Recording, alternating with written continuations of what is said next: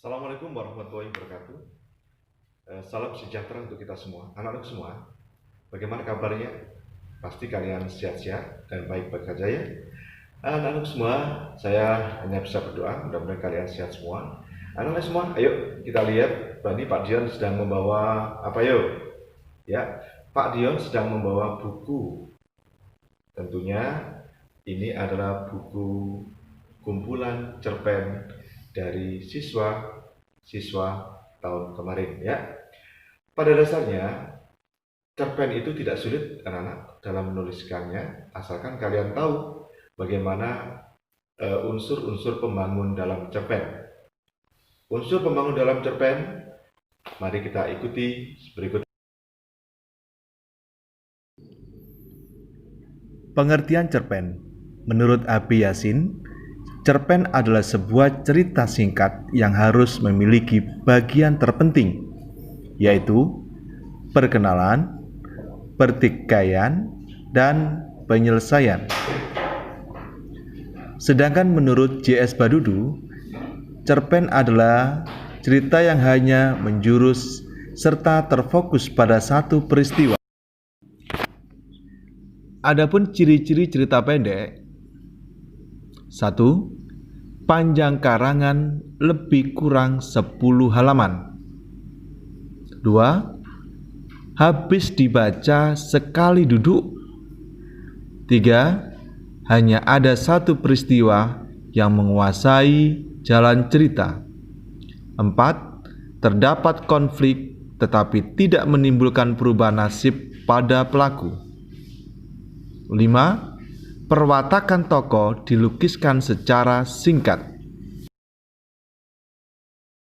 Sekarang kita ikuti apa saja unsur-unsur pembangun teks cerita pendek. Ada dua unsur. 1. Unsur intrinsik. 2. Unsur ekstrinsik.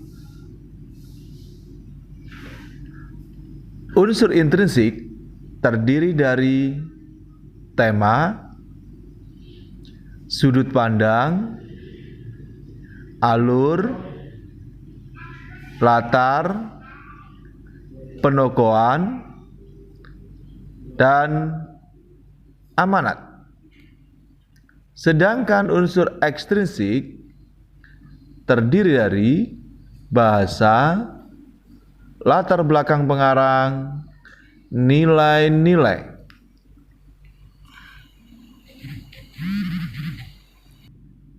Tema merupakan suatu gagasan pokok atau ide pikiran tentang suatu hal. Salah satunya dalam membuat suatu tulisan.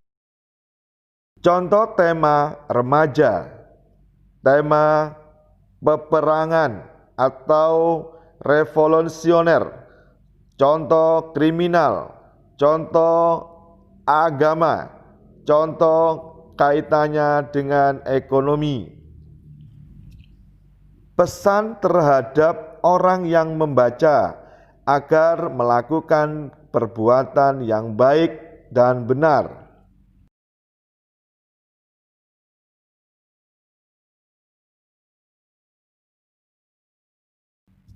Sudut pandang adalah gaya penceritaan dari penulis atau pengarang terhadap isi cerita.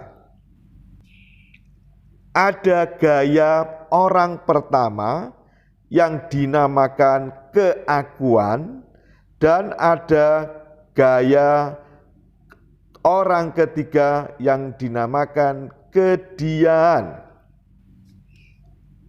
Ciri-ciri gaya atau sudut pandang keakuan di dalam cerpen, penulis menceritakan dirinya sehingga banyak menggunakan kata-kata aku. Sudut pandang orang ketiga, penulis menggunakan orang ketiga dengan contoh banyak kata dia. berdasarkan tokoh. Dalam peran ada tokoh utama dan ada tokoh pembantu. Berdasarkan perwatakannya, ada watak tokoh antagonis, ada watak tokoh protagonis, dan watak yang tritagonis.